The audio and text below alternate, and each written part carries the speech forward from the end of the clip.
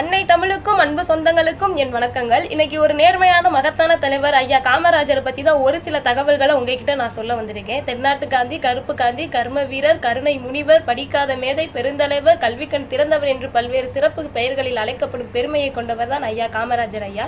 இவர் தன்னோட வாழ்நாள தனக்கென ₹1 கூட சேர்க்காம தன்னோட சொத்து முழுவதையும் நாட்டுக்காகவும் நாட்டு மக்களுக்காகவும் அள்ளி கொடுத்த கொடை வள்ளல்னு கூட சொல்லலாம். இவர் இப்போ உள்ள தலைவர்கள் ஒரு பெரிய பதவி கிடைக்குதுன்னா அந்த பதவியை அடைய எவ்வளவு முயற்சி பண்ணுவாங்க, எவ்வளவு பெரிய இடத்துக்கு வேணா போவாங்க. ஆனா ஐயா அப்பவே தனக்கு கிடைச்ச மிகப்பெரிய பதவியான பிரதமர் பதவியை 2 முறை விட்டு கொடுத்த ஒரு மகத்தான மனிதர்னு கூட சொல்லலாம். ஐயாவோட ஆட்சி காலத்துல நாடார் இன சமூக உதவியால ஒரு பள்ளி இயங்கிட்டு வந்துச்சு. அந்த பள்ளிக்கு அருகில ஒரு புறம்போக்கு நிலம் இருந்துச்சு. அப்ப நாடார் மக்கள் சொன்னாங்க, இங்க இன்னொரு பள்ளிக்கூடத்தை கட்டணும் அப்படின்னு சொன்னாங்க. ஆனா தேவர் மக்கள் என்ன சொன்னாங்கன்னா, இங்க மருத்துவமனையை கட்டணும் அப்படின்னு சொன்னாங்க.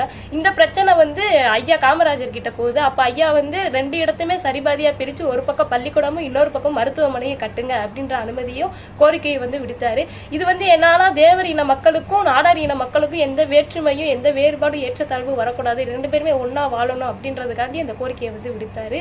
அப்படிப்பட்ட இந்த தலைவர் அனைத்து இன மாணவர்களுக்காகவும் இலவச கட்டாய கல்வியை கொண்டு வந்தாரு. அனைத்து இன மாணவர்களுக்காகவும் இலவச மதிய உணவு திட்டத்தை கொண்டு வந்தாரு. இதுல ஹைலைட் என்ன தெரியுமா, மாணவர்களுக்குள்ள ஏற்றத்தாழ்வு வரக்கூடாதுன்னு மாணவர்களுக்கு ஒரே மாதிரியான பள்ளி சீருடையை அறிமுகப்படுத்தினாரு.